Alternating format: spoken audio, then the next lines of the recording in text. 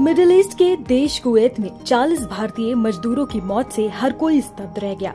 बुधवार को कुवैत के मंगाफ में एक बिल्डिंग में भीषण आग लग गई और उस आग की चपेट में 40 भारतीय मजदूर आ गए। ज्यादातर मजदूर तमिलनाडु और केरल के रहने वाले थे। भारत सरकार ने इस मामले को गंभीरता से लिया है और पीड़ित के परिवारों को 2 लाख रुपए की आर्थिक सहायता देने का ऐलान भी कर दिया है। अब कुवैत में जो इस बार आग की घटना हुई है उससे तो हर कोई हैरान ही है, लेकिन ये नहीं भूलना चाहिए कि मिडिल ईस्ट के देशों में भारतीय लोगों की स्थिति काफी खराब है।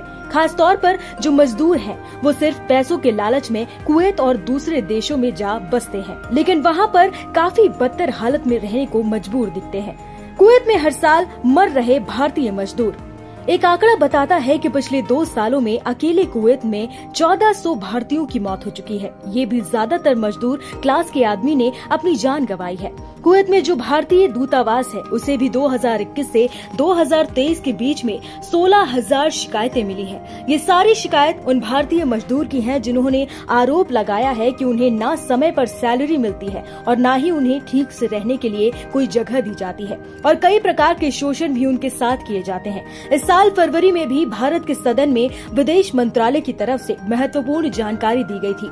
बताया गया था कि कुवैत में 2022 और 2023 के बीच में कुल 731 प्रवासी मजदूरों की मौत हुई।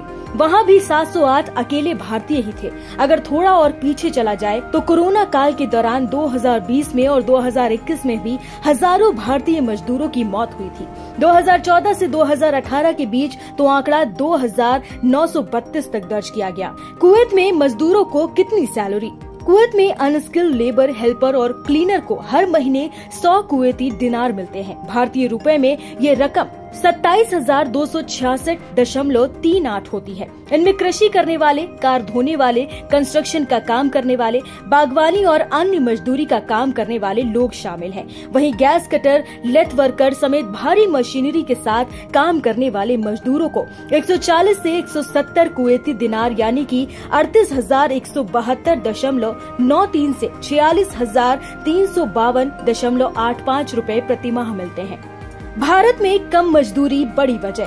बता दें कि भारत में अलग अलग राज्यों में अनस्किल्ड लेबर के लिए न्यूनतम मजदूरी अलग अलग है। इंडिया ब्रीफिंग की वेबसाइट पर उपलब्ध जानकारी के अनुसार अंडमान में अनस्किल्ड लेबर के लिए मजदूरी 16,328 रूपए, आंध्रा में 13,000, अरुणाचल में 6600, असम में 9,800, बिहार में 10,660, चंडीगढ़ में 13,659 रूपए है। एक नजरिए से देखा जाए तो भारत के मुकाबले कुवैत में 2 से 3 गुना मजदूरी मिलती है। बता दें कि एक कुवैती दिनार की कीमत भारतीय रुपयों में 272 रूपए है, यानी कि अगर आप हर महीने 100 कुवैती दिनार कमाते हैं तो रुपयों में ये रकम 27,200 रूपए बैठती है।